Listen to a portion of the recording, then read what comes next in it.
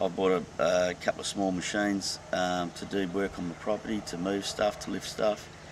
And with Amendment 40, I can't have those vehicles on my property. Every now and then, through my work, I bring vehicles home to do jobs that people want done in the area. I'm not going to be able to do that.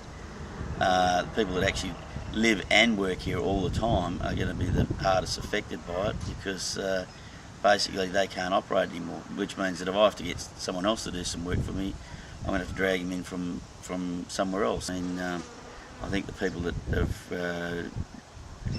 written it or worked on it haven't consulted with the public, and I think it's been quite underhand the way that they've gone about trying to get it through. You know, basically forcing urban rules on a rural lifestyle, and basically I think it's wrong. A vehicle that weighs 5.5 tonne, so that puts it a tonne over the limit. These councils are taking more and more people's rights off them to do what they want to do.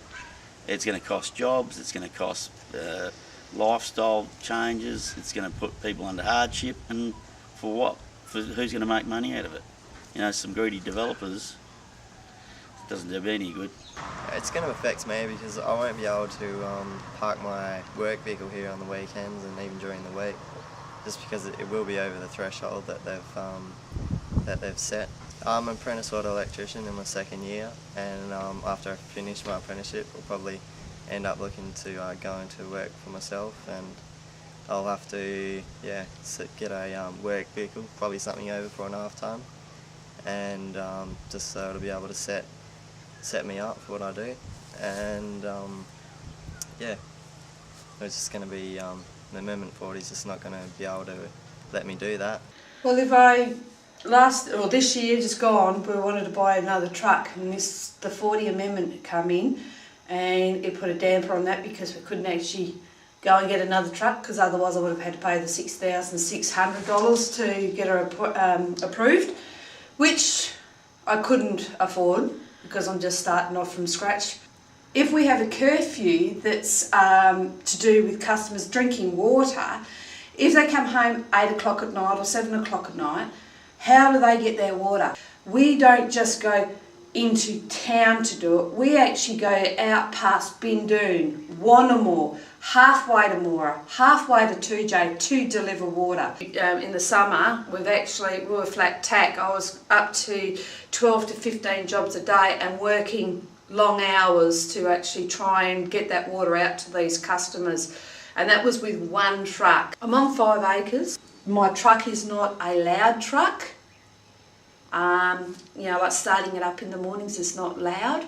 With David not having, or us not being able to get the second truck because of the Amendment 40, it puts restrictions on us expanding our business and getting my husband the opportunity to actually drive with us. If we had 2 trucks, we could get more money coming in for an income. We're having 1 truck, we're just scraping even. So my husband's actually driving for another company and doing like very late hours and working away from home, which is not what we wanted. It's already affected me, and it's not even in at this stage.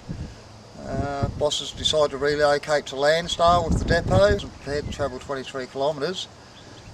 We've got the school here a kilometre from me. I've been driving the school bus since 2005. Just didn't work out in my case. I've been forced in a very unhappy position. Managed to get a job straight away. I'm a single parent, and it's concerning start at 3 o'clock in the morning. Doesn't leave much time in the evening. Family life. I'm hurting, lack of sleep. It's not the best scenario. Sporting events. I do coach children in motorcycles, soccer club. Just too tired. Rates are going to go up $7,000 because they want to reclassify it as a transport depot. I just don't see any common sense to it all. Got a grader out the side, water tank, fires. We need this sort of equipment out here. Anything over 4.5 tonne comes into it. The impact on me, it'll just put me out of business. It'll just stop me doing whatever I do, because what I do on my property, they won't allow me to do anymore. Right. So what do you do on your property for your business at the moment? Well, at the moment, I John? do a bit of welding and I do a bit of repairing the vehicles and all that sort of thing. You know, trucks or tractors mainly, loaders and things like that, machinery, you know. So if they bring all this lot in, I won't be able to do anything. And when am I going to get a job at my age, you know? In these last few years, I'll admit that I've outgrown where I should be. There's no denying that. Yeah. I've got too much gear. But just what John was saying, we tried to buy in Hazelmere, we waited for Hazelmere, we waited and waited for them to develop it. And we're not Buckridge and we're not Goodwin Fieldings that have got millions of dollars that they can throw at it. Even 10,000 square metres, which is 2.5 acres, $400 a square metre, that's $4 million. If Amendment 40 passes through, I'll most likely be forced to move my trucks off this block of land. It'll be the end of my small business and it may result in me having to sell this block because I won't be able to afford the block and the transport depot area. I just can't make any sense of this Amendment 40, that's it.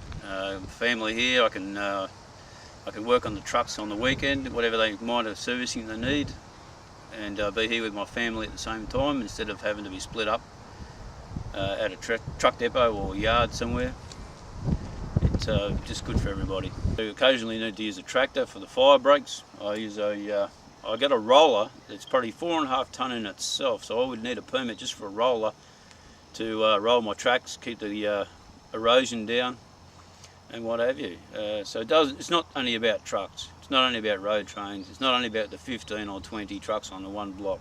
This comes right down to the small man with his 1 or 2 vehicles, maybe his tractor and a roller, or a plough for doing his fire breaks. It's just all encompassing. It's just too draconian. I've got this little truck, which is only tiny, but when it's fully loaded, it's an 8-tonne truck. I don't use it commercially. I bought it to employ a young boy who was going out with my daughter who couldn't get a job, but was good on a bobcat. He then committed suicide from the depression of being unemployed for so long, so I'm stuck paying off this truck and bobcat. But we do use it round here. I don't see why I should have to pay to be able to keep this on my block. It's not fair. I own this land, I've purchased it, and all I do is park it here.